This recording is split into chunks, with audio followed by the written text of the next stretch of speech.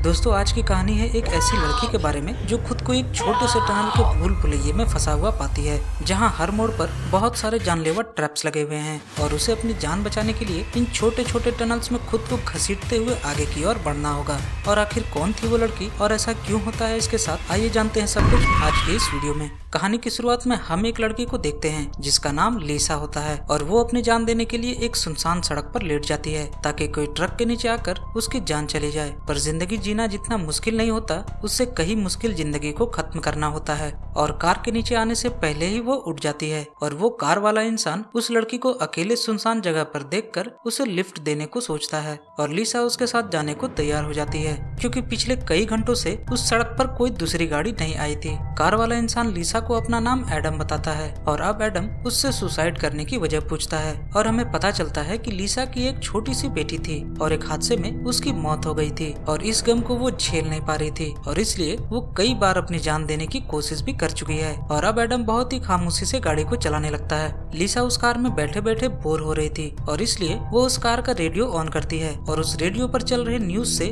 लीसा को एक किलर के बारे में पता चलता है जो कि बहुत ही खतरनाक है। उस किलर ने कई लड़कियों का मर्डर किया था और उस किलर की पहचान ये थी कि उसके राइट हैंड में एक क्रॉस का टैटू बना हुआ था और लीसा की बदकिस्मती से एडम के हाथ में भी एक क्रॉस का टैटू बना हुआ था। और अब इतना पता चलते ही लीसा के पैरों तले जमीन खिसक जाती है क्योंकि लीसा एक सीरियल किलर के साथ बैठी हुई थी और इससे पहले वो कुछ कर पाती वो शख्स ब्रेक लगा देता है और लीसा का सर कार के डैशबोर्ड से टकराता है और लीसा बेहोश हो जाती है और ये सीन यहीं एंड हो जाती है।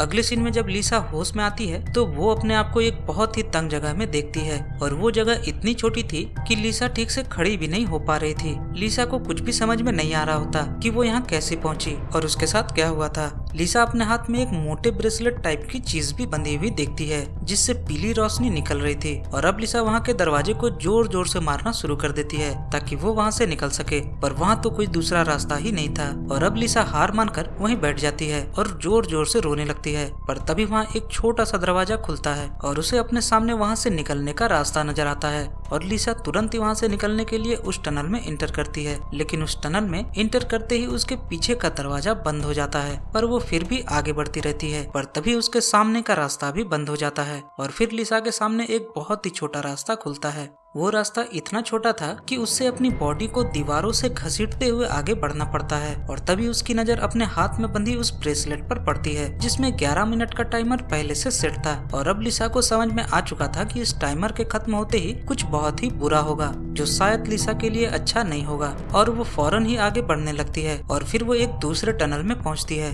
जहाँ कुछ कलरफुल लाइटें लगी हुई थी। और अब जैसे ही वो उस टनल में आती है तभी अचानक से ऊपर की दीवार नीचे की तरफ सिकुड़ने लगती है और लीसा तुरंत ही आगे मौजूद दीवार की तरफ भागती है और खुद को कुचले जाने से पहले ही बचा लेती है। इसके बाद लीसा आगे बढ़ती है और उसे अपने सामने एक लाश नजर आती है और वो उस लाश को देखकर बहुत ही डर जाती है क्योंकि उसके हाथ में भी उसी तरह का ब्रेसलेट बना हुआ था। और उस लाश को देखकर लीसा समझ जाती है कि वो शख्स भी इस डेडली गेम में फंसा होगा और उसकी जान चली गई। और अब इसके बाद लीसा थोड़ी हिम्मत जुटाकर आगे बढ़ती है और उसे एक और टनल मिलता है और उस टनल के पास जाते ही उसके हाथ में लगी ब्रेसलेट की लाइट येलो से रेड हो जाती है और तभी अचानक उसे अपने सामने छोटे छोटे पाइप से गैस निकलती हुई दिखती है और फिर उसके सामने एक छोटा सा दरवाजा खुलता है। लीसा फौरन ही उसके अंदर चली जाती है और अब उसका टाइमर भी ऑफ हो जाता है। इधर दूसरी तरफ उसके पीछे वाली टनल में अचानक से आग लग जाती है, पर क्योंकि लीसा अब उस टनल से दूर एक दरवाजे के अंदर थी इसलिए वो फिलहाल बच जाती है। लेकिन अब उसका ब्रेसलेट का टाइमर दोबारा से रिस्टार्ट हो जाता है और लीसा के ऊपर वाली दीवार नीचे आने लगती है। अपनी मौत को इतना करीब देखकर लीसा अब बहुत ही फूट फूट कर रोने लगती है। कुछ देर बाद लीसा को आगे बढ़ने पर ढेर सारा पानी मिलता है और वो टाइमर भी बहुत ही तेजी से चलता हुआ मालूम होता है और अब लीसा बहुत ही गहरी सांस लेकर पानी में कूद जाती है और तैरकर एक दूसरे टनल में पहुंचती है। लीसा को लगातार आगे बढ़ते रहना था क्योंकि अगर वो कहीं भी रुकती तो वो मारी जाती। और अब उस टनल में उसे किसी दूसरे इंसान के चिल्लाने की आवाजें आती है और वो तेजी से उसकी ओर जाने लगती है इस उम्मीद में कि कोई मदद मिल सके। पर तभी वो एक जहरीले टनल में गिरते गिरते बचती है। वो जैसे तैसे आगे बढ़ने की कोशिश करने लगती है पर तभी उसका पैर एसिड से टच हो जाता है और वो दर्द से चिल्लाने लगती है। उसे कुछ समझ में नहीं आ रहा होता कि वो आगे क्या करे, लेकिन उसके पास कोई दूसरा रास्ता भी नहीं होता और इसलिए वो खुद को संभाल कर आगे बढ़ने लगती है। आगे बढ़ने पर उसे एक शख्स मिलता है और ऐसा मालूम होता होता है कि वो बहुत दिनों से इस टनल में फंसा हुआ था, जिस वजह से वो थोड़ा मेंटली अनस्टेबल हो गया था। और अब देखते ही देखते टाइमर फिर से ऑफ हो जाता है और सामने एक छोटा सा कमरा फिर से खुलता है। उस छोटे से कमरे को देखकर दोनों समझ जाते हैं कि कुछ ही देर में इस टनल में आग की बारिश होने वाली है और इस आग से बचने का सिर्फ एक ही रास्ता है और वो है सामने का बॉक्स। लेकिन प्रॉब्लम ये थी कि उस बॉक्स में सिर्फ एक ही आदमी की जगह थी, यानी यहाँ सिर्फ एक ही आदमी जिंदा रह सकता था और इसलिए वो दोनों आपस में लड़ने लगते हैं और लड़ते लड़ते लिसा उस बॉक्स के अंदर चली जाती है और तभी देखते ही देखते बॉक्स का दरवाजा अचानक से बंद हो जाता है और उस शख्स का हाथ कट जाता है। पर तभी लिसा उसके हाथ में एक क्रॉस का निशान देखती है और अब लिसा समझ जाती है कि ये इंसान कोई और नहीं बल्कि एडम है। और अब देखते ही देखते वहाँ आग लग जाती है और एडम उस आग में जलकर मर जाता है। इधर लिसा उसके कटे हुए हाथ में एक बड़ा ही अजीब सा सिंबल देखती है और अब कुछ देर बाद लिसा जब आगे बढ़ती है तो वो एक रूम में पहुँचती है और तभी वहाँ उसके पास एक रोबोट आता है जो बहुत ही अजीब दिख रहा था। वो रोबोट लिसा के पास आकर उसके जख्मों को ठीक करने लगता है, पर फिर लिसा उस रोबोट से कहती है कि वो मरना चाहती है, पर मौत का खौफ उसे ऐसा करने नहीं देता। थोड़ी देर उस कमरे में रुकने के बाद लिसा फिर से आगे बढ़ने लगती है क्योंकि वो टाइमर दोबारा से रीसेट हो चुका था। लिसा बहुत सारे मुश्किलों से बचते बचाते आगे बढ़ती रहती है और वो फिर से एक कमरे में पहुंचती है जहां ढेर सारी लाइटें लगी हुई थी। वहां लिसा की बेटी की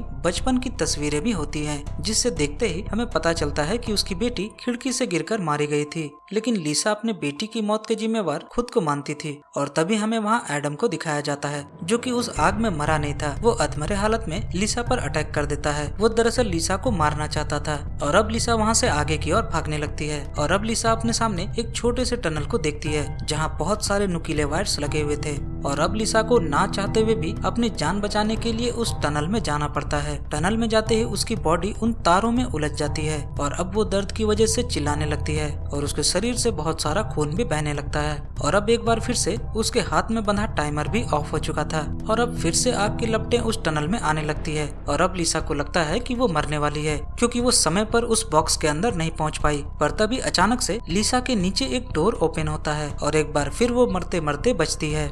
अगले सीन में हम लिसा को एक रूम में देखते हैं, पर सबसे शॉकिंग बात ये होती है कि लिसा अब फिर से उसी रूम में आ चुकी थी जहां से उसने इस जर्नी की शुरुआत की थी। लिसा ये सब देखकर बिल्कुल ही टूट जाती है। उसे दरअसल लग रहा था कि इतनी सारी मेहनत करके भी वो वापस उसी जगह पहुंच गई है जहां से उसने शुरुआत की थी और अब लिसा यहाँ से बाहर निकलने की उम्मीद को भी छोड़ देती है और इसलिए वो मायूस होकर उसी रूम में कोने में बैठ जाती है और वहाँ वही निशान बनाने लगती है जो कि एडम के हाथ में बना हुआ था। तभी अचानक से वहाँ वही रोबोट आता है और वो फिर से लिसा के जख्मों को ठीक करने लगता है, पर लिसा उससे कहती है कि वो उसे मार दे क्योंकि अब वो और बर्दाश्त नहीं कर सकती। उसके शरीर से जगह जगह से खून निकल रहे थे। वो पूरी तरह से थक चुकी थी और अंदर से बिल्कुल टूट चुकी थी। उसकी बातें सुनकर वो रोबोट उसके लिए जहर का इंजेक्शन लाता है और वो उसको जहर का इंजेक्शन लगाने वाला ही था कि तभी लिसा का ध्यान फिर से उस निशान पर जाता है। लिसा उस निशान को देखकर बहुत ही हैरान हो जाती है क्योंकि वो समझ चुकी थी कि ये कोई नॉर्मल निशान नहीं है बल्कि यहाँ से बाहर निकलने का रास्ता है जिसमें क्रॉस साइन लेफ्ट राइट और अप डाउन को रिप्रेजेंट कर रहा था। और अब लिसा फिर से उस टनल में एंटर होती है, लेकिन इस बार वो निराश होकर नहीं बल्कि फुल कॉन्फिडेंस के साथ आगे बढ़ती है। वो क्रॉस वाले साइन को अब एक मैप की तरह यूज करते हुए आगे बढ़ती है और इस बार वो बड़े ही आराम से सारे मुश्किलों को पार करने लगती है। और अब जैसे ही उसके सामने एसिड वाला टनल आता है तो वो अपने हाथ में लगी उस ब्रेसलेट को भी निकाल लेती है और एक दूसरे टनल में फेंक देती है ताकि एडम जो उसका पीछा कर रहा था वो दूसरी तरफ निकल जाए और उसकी जान बच जाए। और अब लिसा खुद सही रास्ते पर चलने लगती है। आगे बढ़ने पर लिसा को एक बहुत ही अजीब रूम मिलता है जिस रूम में कोई भी हाईटेक ट्रैप नहीं थे बल्कि ये ट्रैप तो पूरी तरह से ऑर्गेनिक लग रहा था। और अब हम रूम के दूसरी तरफ कुछ एलियंस क्रिएचर को भी देखते हैं जिनसे लिसा अब कांटेक्ट करने लगती है। पर तभी लिसा को फिर से एडम की आवाजें सुनाई देने लगती है और वो अपनी जान बचाने के लिए जल्दी से आगे बढ़ने लगती है। पर तभी वहाँ एडम आ जाता है और उसी वक्त टाइमर फिर से ऑफ हो जाता है और एक बार फिर लिसा उस छोटे से चैम्बर में चली जाती है और आग लगने का इंतजार करने लगती है। पर इस बार बहुत ही शॉकिंग चीज होती है क्योंकि उस टनल में इस बार आग नहीं लगती और अब लिसा और एडम में फाइट शुरू हो जाती है और अब लिसा एडम का सर पैरों से कुचलने लगती है और फाइनली एडम मारा जाता है। और अब लिसा आगे की ओर बढ़ती है और तभी उसे एक रूम में अपनी बेटी नजर आती है। वो उसे देखकर बहुत ही रोने लगती है और वो अपनी बेटी को गले भी लगा लेती है। उस उसकी बेटी उससे कहती है कि मम्मी मेरे साथ चलो, हम लोग हमेशा साथ रहेंगे। पर अब लिसा उस सच्चाई को एक्सेप्ट कर चुकी थी कि उसकी बेटी मर चुकी है और ना चाहते हुए भी उसको आगे बढ़ना पड़ता है। और अब लिसा के सामने अब तक का सबसे मुश्किल टनल आता है, जहाँ पर 3 ब्लेड्स कुछ समय समय पर नीचे आ रहे थे और अब लिसा को इस आखिरी जानलेवा ट्रैप को पार करना था। और अगर थोड़ी सी भी चूक हो जाती तो लिसा के टुकड़े ही इस टनल में बचते। और अब लिसा उन ब्लेड्स के ऊपर नीचे होने में लगने वाले टाइम को काउंट करने लगती है और अब वो समझ जाती है कि पहला ब्लेड 4 सेकंड में, दूसरा ब्लेड 3 सेकंड में और तीसरा ब्लेड 2 सेकंड में आ रहा है। और अब लिसा जैसे तैसे 2 ब्लेड्स को पार कर लेती है, लेकिन जैसे ही वो तीसरे ब्लेड को पार करने वाली थी तो उसका पैर उस ब्लेड से कट जाता है और अब लिसा दर्द के कारण बहुत ही चीखने चिल्लाने लगती है।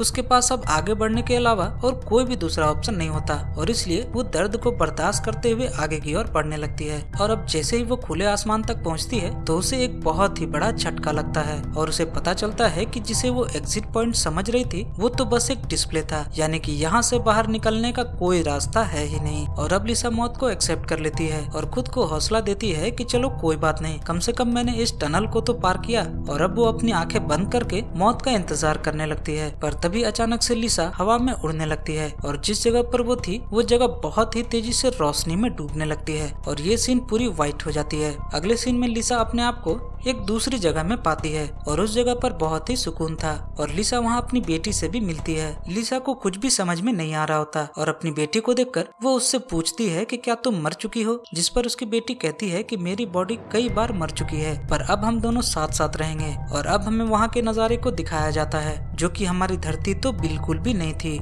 दरअसल जब लिसा और एडम का एक्सीडेंट हुआ था तब स्पेस से कुछ एलियंस आए थे और उन एलियंस ने उन दोनों पर एक्सपेरिमेंट करना शुरू कर दिया। और क्योंकि लिसा ने उस ट्रैप को जीत लिया था इसलिए उन एलियंस ने उसकी बेटी को उसके साथ एक खूबसूरत जगह पर रहने की इजाजत दे दी और शायद यही लिसा का इनाम था। और इसी के साथ ये मूवी यहाँ खत्म हो जाती है। मैं मिलता हूँ आपसे अगली वीडियो में।